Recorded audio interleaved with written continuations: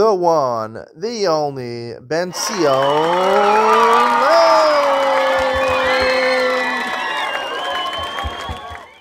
Good morning and welcome to Yeshiva YouTube Daily Doubles. We're continuing with Beitzah, Perek Beis. Today we're doing Mishnah's Vav and Zayin. Mishnah Vav says, let's get the place. Mishnah Vav says, Shlosha Dvarim, Rav Gamliel Machmer G'dibra Beis Shammai. Rav Gamliel had three chumras like Beis Shammai. Ein Tomnin Es HaChamin. One of the halachas, Yom Tov Shabbos.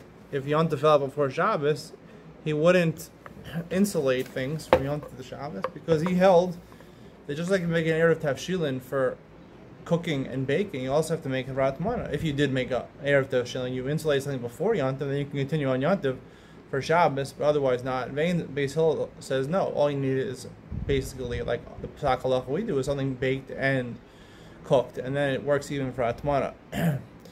He also had Vein Zokvin as menorah b'Yom Tov. If you have a menorah which has pieces and it falls apart, you can't use that on Yom Tov because we're afraid it's going to fall apart, and then you'll build it. And building is a malacha on Yom Tov. It's not al nefesh. Beis Hillel holds it's okay because there ain't binyan b'kelim. They hold midaraisa. There's no problem binyan b'kelim. It's a gzeira for a gzeira, therefore it's not a problem. Ain't often pita and grisen. And they also would not bake thick breads; they only bake wafers.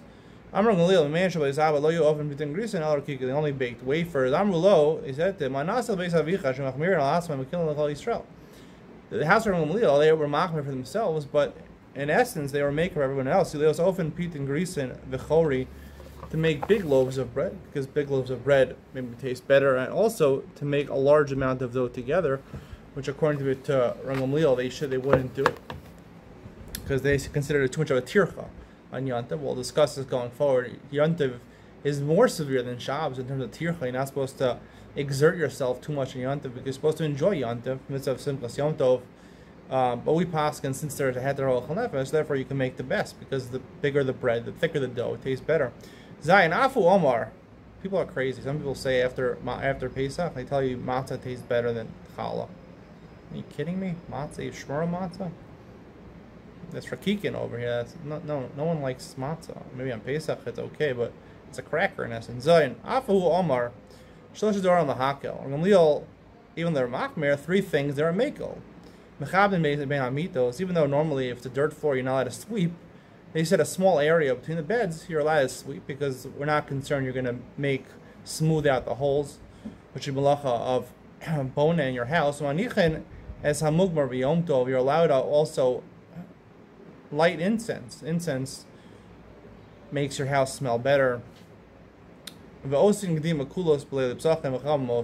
allowed you on the night of Korban Pesach to roast a Korban Pesach, even though nowadays we don't do Korban Pesach. Outside your house, they allow you to do it as a Zeicher for the Mikdash.